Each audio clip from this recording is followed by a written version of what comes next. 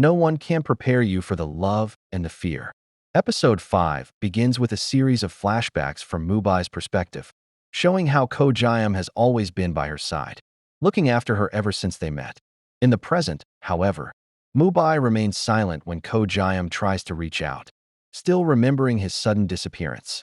She fears making the same mistake twice, letting herself get attached to him again, only for him to leave. Yet, despite her resolve, she finds herself thinking about him. Meanwhile, Ko Jayam turns to Mubai's childhood friend, Jong-hoo, for help. Later, the misunderstanding surrounding Ko Jayam's article, which had led to the director's suicide attempt, is finally resolved. He also joins director Mo to meet the filmmaker who had previously been rude to him. Ko Jayam calmly explains that since written words lack tone and expression, they can sometimes come across as harsher than intended.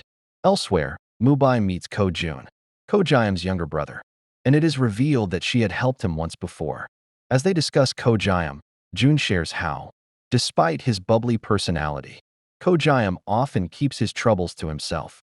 The next morning, a severely hungover Ko Jayam wakes up in horror, realizing that he had made a scene outside Mubai's house the previous night. However, despite his embarrassment, he remains determined to pursue her. Later, Jue and Ko Jayam visit Sejun, encouraging him to take on the project. Ko Jayam becomes even more insistent when he realizes that it is for Mubai's film. Meanwhile, Jong-hoo starts spending more time with Ko Jayam and Jun. He tells Ko Jayam about the community film festival that Mubai's father used to support. The next day, Mubai is surprised to find Ko Jayam volunteering as a staff member at the festival. Later in the evening, they all end up watching a movie together with Mubai's mother, Ko Jun, and Jong-hoo. During the screening, Mubai notices how closely Ko Jayam watches the film, just like his father used to. Ko Jayam later explains how deeply he connects with cinema.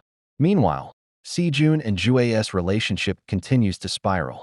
Sejun admits that, for him, time has remained frozen since the day of their breakup, whereas Jue has already moved on.